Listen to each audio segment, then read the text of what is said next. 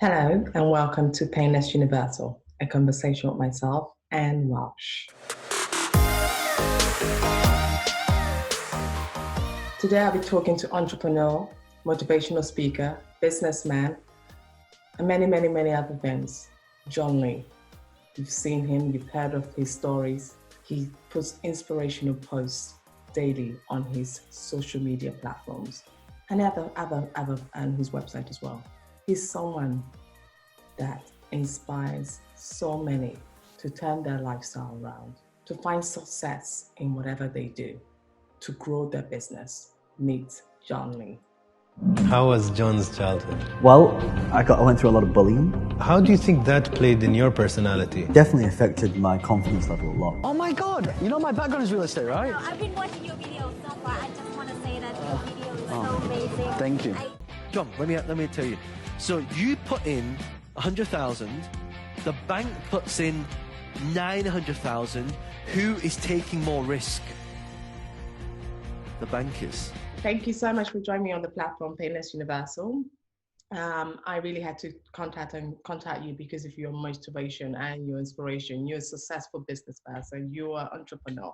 You do so much, but what inspires me is that when I look at your social media handle, for example, I'm always inspired to keep on doing what I'm doing.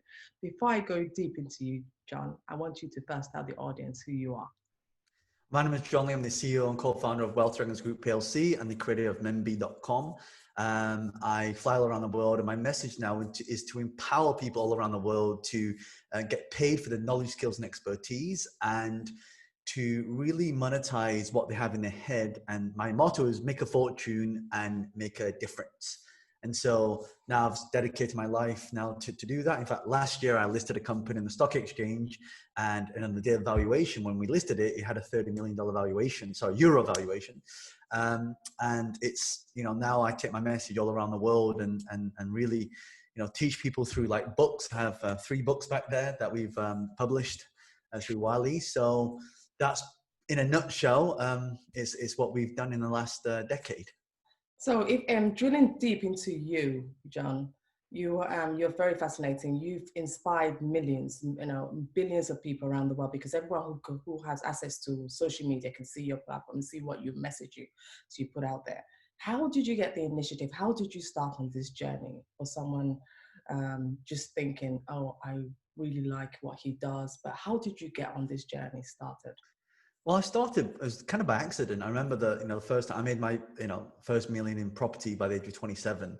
And a lot of people kept asking me questions on, how did you do it? How did you get into property? And I would sit down with people and I would kind of teach them one-to-one.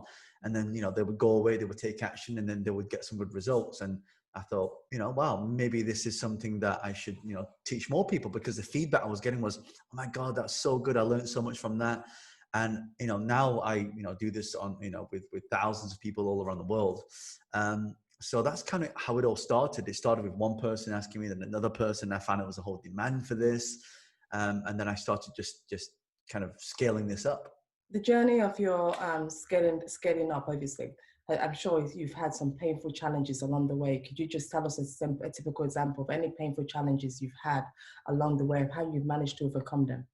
Well, I think there's 3. One is environment. So when you start off this journey as entrepreneurship, you always get people saying, oh, well, I don't think that's going to work, or sounds a bit crazy. Maybe you should be realistic. So, my family were a classic example of these people that they love you and they want to take care of you and they want to protect you, but sometimes they don't give you they give unsolicited advice.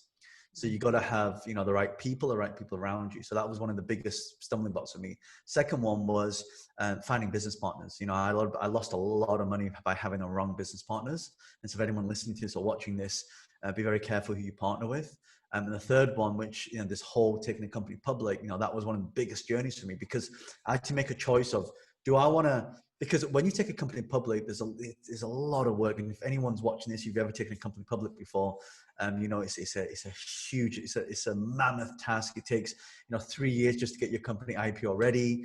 Then you got to do the auditing, and then you got to focus all your attention on. And so that for me was like probably one of my biggest challenges that I've ever had in business, from having that vision of now being a listed company. So how do you turn those kind of, you've named three, how do you turn those kind of, failures into your big success or drawbacks or whatever, however we label it? How do you turn those around? Because many people are going through that right now, but they're still not sure. How do you turn all those negativity around you into a success story? I think you have to stay focused on what you really want. What's the end goal for you, right? I always say, don't tell people what you do, show people what you do, right? So that means let your results do all the speaking.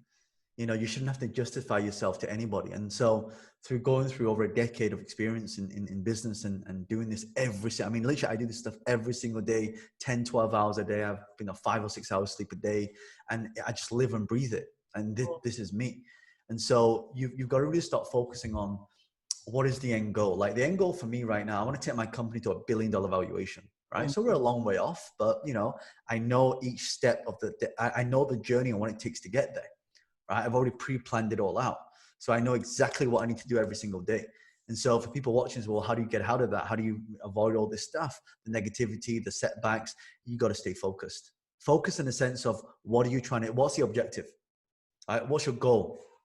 That's the thing you got to figure out. Second thing is, okay, now I know what I want to figure out. Okay, what's the strategy? Right? How do I get there? Right? What's the strategy I need to get there? Right? And then the third is the tactics. Right? What do I have to do every single day in order to reach that goal? And that's honestly what I focus on every single day. What inspired me the day I met you was the story you told us about growing your social media and how you managed to do that. I just wanted you to tell us a brief story, nothing too deep, but just a brief story on how your key points that someone could take away that is looking to grow their social media, and not grow their social media just for growing sake, but grow their social media in an inspirational way. What would be your key point to that? So I don't remember which book I read this in, but it was a concept called the force multiplier effect. And it was a book about war and how you win wars and how you can win your if you're going into battle. And what happens is if you go head on to your opponent, that's only one way of winning. Right? So you need to go from multiple ways. So you need to go head on, you need to go from the sky, you need to go from the sea, you need to go from the underground, you need to go from the air, you need to go from attack from the back. And so I thought, that's interesting. Well, why don't I try that with social media? So I call this a social media FME strategy, force multiplier effect. So we take the concept, we take all the social media platforms, and I have this formula called Fly GTI: Facebook, LinkedIn, YouTube, Instagram, TikTok. Sorry, Facebook, LinkedIn, YouTube, Google, TikTok, Instagram. So these are the 6 platforms that you want to drive into one place, and you want to put all this content out there and then just start pushing it. So then I thought to myself, well, hold on a second. If I just film a video every single day, that's 365 videos. 365 videos, if I average 1,000 views on each video, that means a video is going to have 365,000 views. Now that's going to compound over time. So if I have, if I can do more than that, right? So if I've got, that one video on all these 6 platforms, and I times that by the 6 platforms, I now get 2.1 million views, right? So that's how I think about it. I think about, okay, if I put a video out every single day, a piece of content out every single day, it's going to reach a certain amount of people. And see, a lot of people, what they're doing is, and they want things now. They don't realize that this game is a long-term game. It's not a sprint. It's like you got to have a plan in place. It's like recently, you see me now, I lost a little bit of weight, right? Before I used to be like quite big. I was a lot bigger. So for the last 3 months during lockdown, I've been exercising, I've been eating clean, I've been doing consistent things. And when I weighed myself 3 months ago, I was 95 kg. Now I'm 81 kg. Wow. Right? So I lost almost 10 kg in 3 months just by doing consistent things. Cutting out sugar, not having coffee, cutting out all the white carbs, switching into whole grain, cutting out the meat, switching to plant-based diet, going for a run every single day, 3 times in the gym downstairs. That's what I've been doing. It's not hard. You just got to do it. And I think people really complicate things. Like it's the same with business. Like I tell you, business is so simple, but it's not easy. The methodology is simple. The hard part is actually doing it. The simple part is knowing what to do. Wow. No, I'm really fascinated about it because I've seen so many people on my end as well, and I've talked to so many people through this inspirational chat platform, And so many people always ask, how do you stay consistent and focused? You've just described about your diet, how you've done it in 3 months. Could you just share with us a little bit of insight into that? Because that is a big learning there. How do you wake up and say, this, I am going to be self-disciplined to keep doing what I'm doing? Well, first thing is you need to have the right knowledge. So I thought that you had to eat meat. You know, I'm a guy, I want to be strong. Like you have to eat meat. And what I realized that meat's like really bad for you, right? There's a lot of research. I mean, I'm not going to preach this on this show, but I can tell you that, you know, there's certain stuff that you just have to be knowledgeable, right? So that's the first thing. Second thing is accountability, right? So left around devices, you know, like what you do and what you don't do is down to you, right? You make the decisions, but the moment you're held accountable, so I have a health coach, every single week I have a coaching session, right? This guy charges $1,000 a session, right? Third thing, you got to have the right tools available. So what can I do right now that's going to make my life easier? So instead of working hard, I want to work smart. So there are lots of softwares that are available to people. There's like tracking, there's certain training methodologies. Like when I come to knowledge, it's not just about eating meat. I mean, that's one of the things. Like things like breathing exercises. People think you get your energy from food. It's not. It's from oxygen. Right? Your cells it carry oxygen to your brain. That's how you stay conscious, right? Yeah. You know, things like this. You know, switching out and understanding the difference between like blood sugar levels and what foods spike your blood sugar level. That's why I go through a pack of these every day, right? Nuts. And so it sustains energy levels. So like you got to be educated. And so I go to somebody who's got the knowledge and I extract the knowledge from them instead of me having to go and learn this stuff myself. So he's teaching me all this stuff.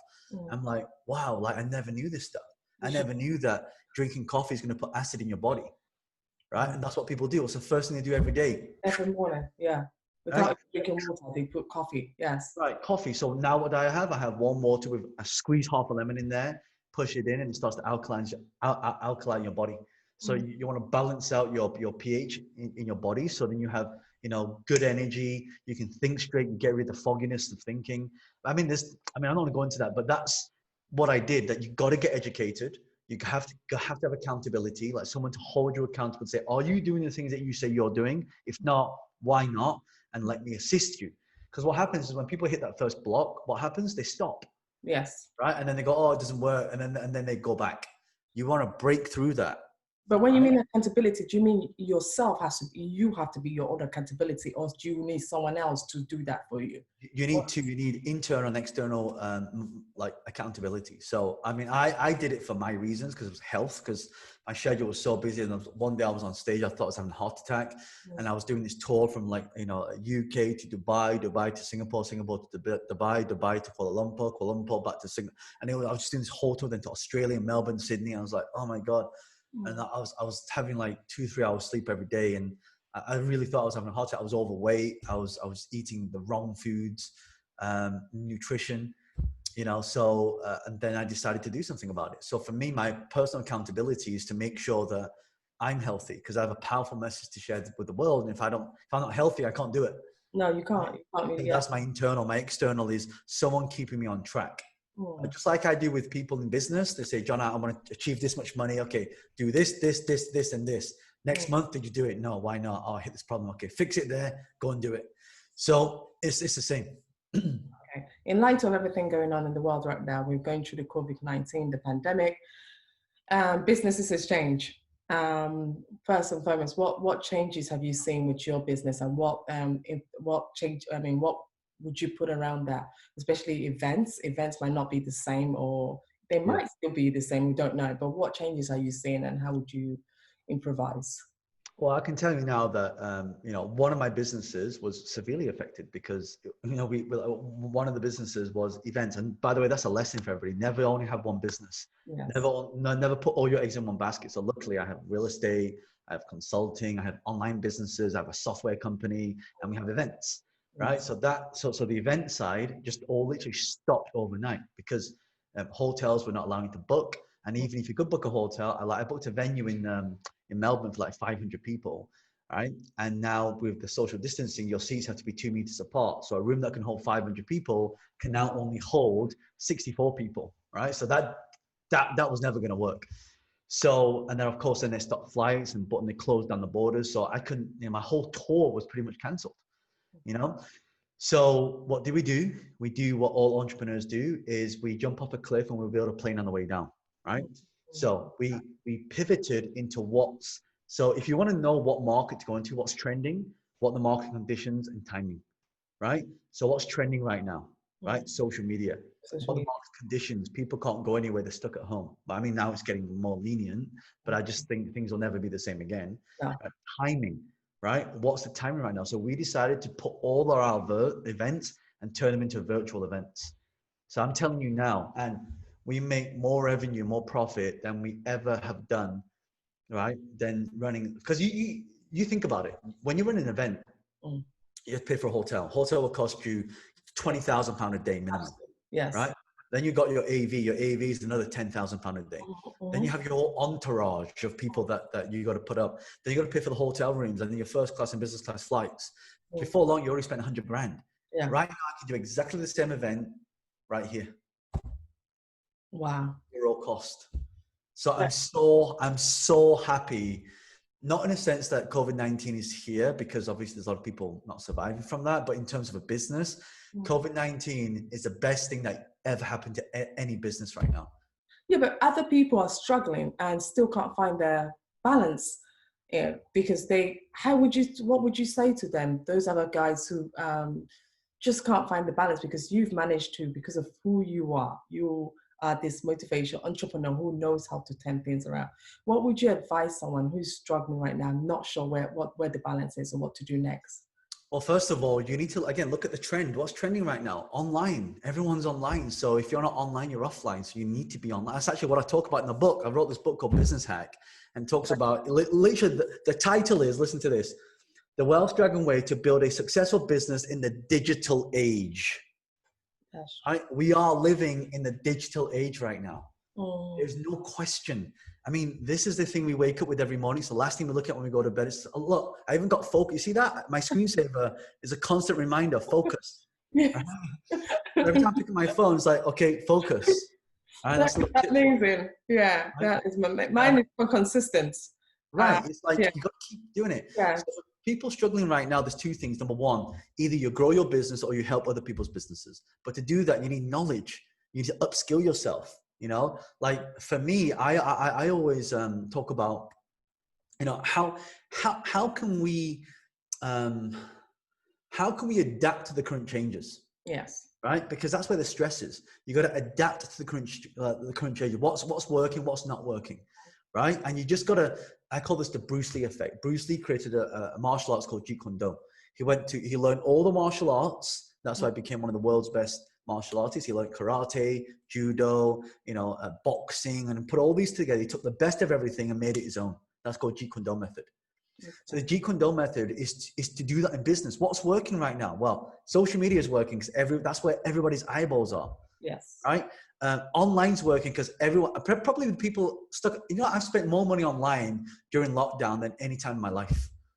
Okay. Ordering things on Amazon, everything's online. Yeah. Right? Yeah. So the behavior is starting to change. So you got to see the trends that's happening.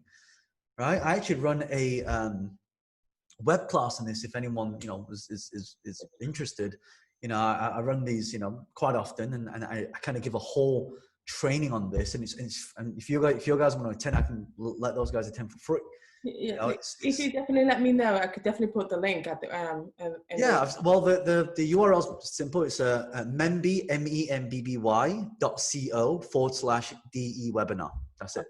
Okay. Membby.co/DE webinar. DE stands for digital entrepreneur. We see this rise of digital entrepreneurship that's happening right now. Wow. Right? So that's important. Yeah, go. Yeah. So I would definitely recommend that they adapt, see what's changing, and then move into it. And you got to do it fast because time is not on our side right now. No. Right? But you're also a family man. Let's not forget that you're married, you've got kids. How do you balance the both? How do you balance both your busy, hectic lifestyle with with family? How would you advise someone doing that? This is going to sound a bit it won't come out right, but I'll just say it as it is. I manage my personal life like a business. Yeah. right? Like, for example, I'll schedule time in, because here's the thing, right? When you got spare time, don't you find that the spare time suddenly becomes busy time, like, because you haven't put anything in there? Yeah. If you have physically haven't scheduled anything in, then it'll get sucked up by calls, meetings, random calls that come in. So literally every hour of my day is accounted for, pretty much, right? So, like, this will be the third meeting I've had today. Right. So, and then I've got a webinar after this, and I've got a webinar this afternoon, and a meeting, and then more. So it's like every hour is accounted for. And so, like, if I don't slot in my personal life, it's going to get sucked up by other things. Oh, so this is where you give them full attention when it's their time. Yeah, like drawing time with my daughter Kira, or maybe like walk time. So we take walks, and we have a forest that we literally you can't see this, but I can see all the forest. Here, I just go into the forest. Yeah. Maybe there'd be like, drive time. So we have these drive times. During lockdown, we can't really go anywhere. So we have these drive times, like an hour. Maybe it's like, singing time or piano time. So my daughter and I will sit at the piano, we'll play the piano. Yeah. So you got to schedule those times in. If you don't, and also this is good for you as well, like schedule time for yourself. You don't schedule time for yourself. Like every day I go for a run, it's about an hour, about 56 minutes to an hour. And then I do a lot of yoga and meditation. So you want to schedule that time in for you. Like, you got to slot in the time, and if you don't build your own schedule, if you don't build your own plan, you'll be a part of somebody else's plan. That's true. I agree. Because I find myself drifting away with my kids. When it's their time, I'm always distracted when it's their time, which is something I've now tried to balance and really give it to them. And it's not selfish. It's really, you need to treat it like a business. So it's when it's their time, they get this full attention as well. Yeah, it's like you're having a meeting with your kids. Yeah. Right. And so then there needs to be rules. Whenever you're meeting with your kids, like when we go on walks, no phones. That's right. Good. Put the phones down. When it's like breakfast time, no phones. Right. So you want to put in some rules. Or when it's date night, no phones, whatever it is, that you got to have the rules in place where it's like dedication. And it is hard. I mean, you're so tempted to just go and grab the phone, but just give them that time. Yes. Yeah, no, that's absolutely good. I find a message of hope too, because you are a motivational speaker. You do this all the time. This is your calling. John, so many people out there need your message today. What message of hope would you give out to somebody? The people who are listening to this will need your message. Find a message of inspiration as an entrepreneur, someone who's successful as a businessman, family man, and many other things you do, traveling as well. What message of hope would you give to the young guy looking to be like, young lady? Well, there's a quote that kind of gave me a wake-up call, and I'll share this quote with you because this changed my life. And the quote is, the definition of hell on earth is meeting the person that you could have been. Right? And when I heard that, I was like, wow. So my message to everyone right now is, whatever you wanted to do, regardless of whether you think you can or you can't, regardless of other people's opinion of you, just go out and do it, follow your intuition, and just go with it. Because your gut is always right. Your head is what takes you out of the game. Your gut is the thing that keeps you, I got a good feeling about this, right? Because there's so many nerve endings in our gut, more than what we have up here, that it understands, it can feel external things. It can feel, we call this the spiritual realm, right? For those people who are spiritual. It can feel that different dimension. It can feel what's going to happen before it happens. Like, I don't know if you've ever been in the car. So I was driving the other day, and a deer ran in front of the car. And before my mind could even think about pushing the brake, my instinct pushed the brake. Wow. Right? That's called your intuition. So we must train our intuition, and we need to go with the flow. And so whatever you're feeling right now, regardless of the fear, regardless of the anxiety, regardless of the stress, regardless of what other people think, regardless of whether you think you can or you can't, do it. Wow. Thank you so much, John. Thank you for joining on the platform. And it's a pleasure. Thanks so much for having me. Thank you.